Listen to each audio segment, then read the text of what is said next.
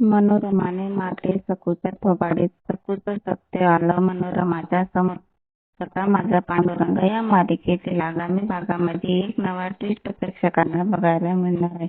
एकीकडे सकू दिगूच्या घरामध्ये तुळसा म्हणून नावाने राहत होती, तर आता मनोरमाने तुळसा आणि दिगूचं लग्न करण्याचं ठरवले आहे.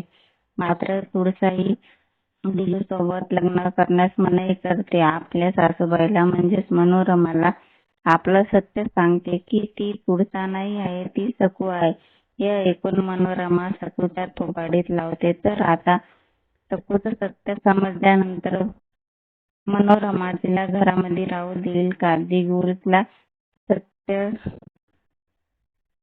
समजल्यानंतर दिगू नक्की कोणाची साथ देईल हे जाणून घेण्यासाठी व्हिडिओला लाईक आणि चॅनलला सबस्क्राईब नक्की करा. हा व्हिडिओ कसा वाटला कमेंट